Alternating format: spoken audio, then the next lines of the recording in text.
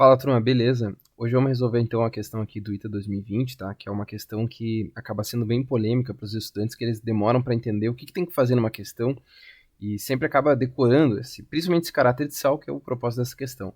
Então, quando dissolvidos em água para formar soluções com concentração 0,1 mol por litro, os sais, dados abaixo, né, deixam o meio respectivamente.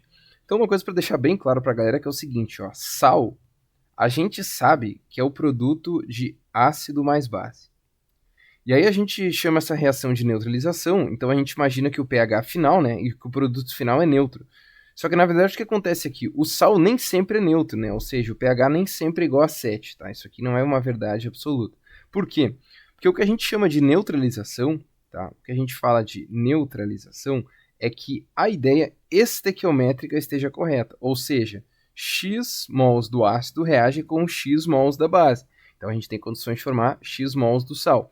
Isso significa que a neutralização ela ocorre no sentido de quantidade estequiométrica e não no sentido de pH. Como é que tu descobre a questão do pH final? Tu tem que analisar a força iônica do sal. E essa força iônica, ela depende do quê?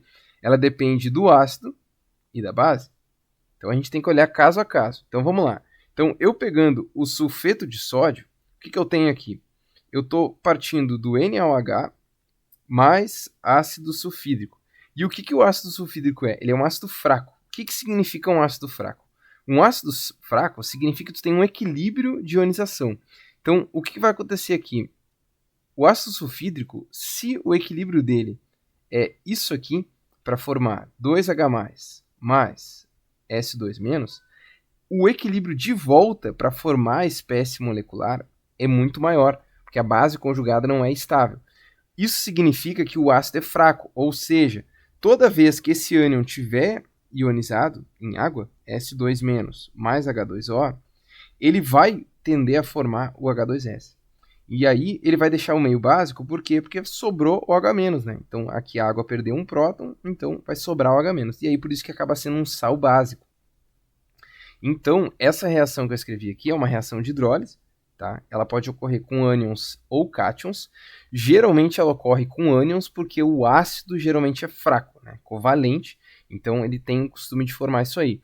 Pode ocorrer com cátions também? Pode, mas é improvável porque daí a base fraca ela vai precipitar, né? As bases fracas têm o costume de precipitar, e aí a gente entraria num caso de KPS, o que é muito raro deles perguntarem, tá? O mesmo a gente poderia fazer para o próximo sal, que é o acetato de sódio. Vou escrever aqui que nem a gente escreve na orgânica, né? Que é CH3COO. E aí, novamente, né? Eu tenho NaOH mais ácido acético. Ácido acético também é um ácido fraco. Então, se ele é um ácido fraco, ele também vai poder sofrer essa hidrólise aqui. Então, a gente pegaria o ânion acetato mais H2O. Vou formar o meu ácido acético aqui. E aí, o que vai formar no sistema também? OH-. Então, é um sal básico também. Então, esse sal básico também está aqui. Tá? Então, a gente já tem duas respostas de sal básico. Aí, o que a gente tem o próximo? A gente tem o bisulfato de sódio.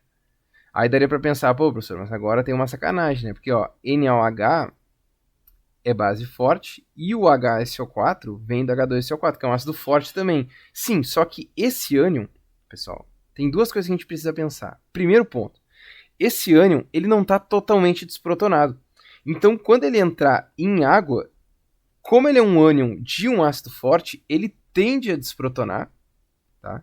E vai formar o H3O+. Só que o H3O+, nada mais é do que H2O mais H+. Então, o meio fica ácido.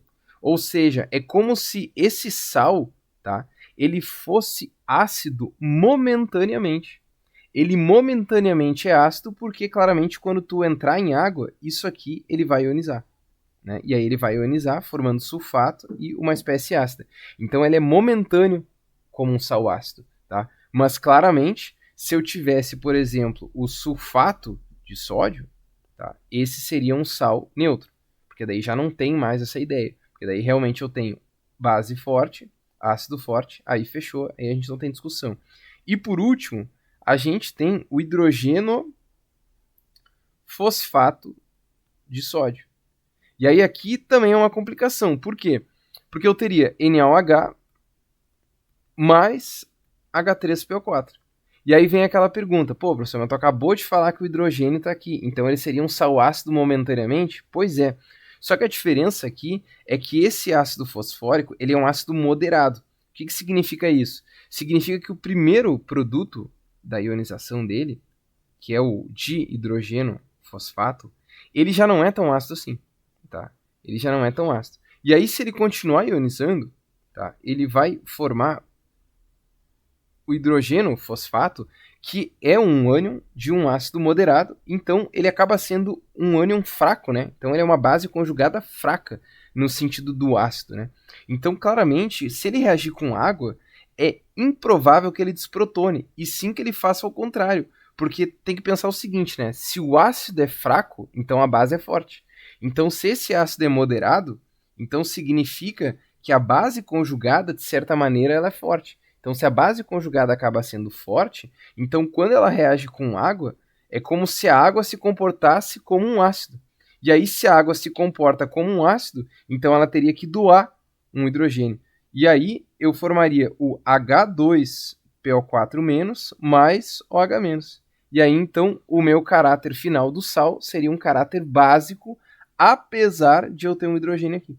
Então acaba sendo meio sacana essa última pergunta, por quê? Porque tu tem que olhar o sistema solvente, porque no meu caso aqui, né, no caso da questão, o sistema solvente é água. Então, como a água realmente ela atua, né, tanto como ácido quanto base, a gente olha só o outro cara aqui. Então, como o ânion ele realmente vem de um ácido fraco, então a base conjugada é forte. Se a base conjugada é forte, então a água atua como um ácido. Mas esse sal aqui, tá? Ele poderia ser um sal ácido se, por exemplo, eu dissolvesse ele em NaOH, porque daí essa base provavelmente ela seria muito mais básica do que esse ânion aqui. E aí esse ânion atuaria como ácido, entende? Então a gente tem que analisar o sistema solvente. Então é uma questão interessante, porque claramente a gente está acostumado a pensar que isso aqui vai ser um sal ácido, mas teria que ter uma base para fazer esse sistema solvente. Como não tem, como é água, então a gente teria um sal básico por toda essa questão que eu falei. Então a gente voltando aqui, a gente tem básico na primeira, tá?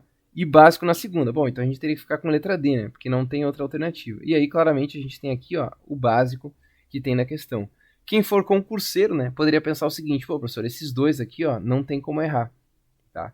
E esse terceiro, eu ousaria dizer que é um sal ácido. Então, eu faria por eliminação esse aqui para colocar como o sal básico. Mas é claro, né? A gente não pode ficar aqui fazendo questão como concurseiro, porque a gente tem que desenrolar todas que vier. Então, isso é uma coisa importante para vocês entenderem sobre essa hidrólise de sal e essa ideia de força iônica e a ideia estequiométrica de neutralização que ajuda vocês para titulação no futuro. Feitoria!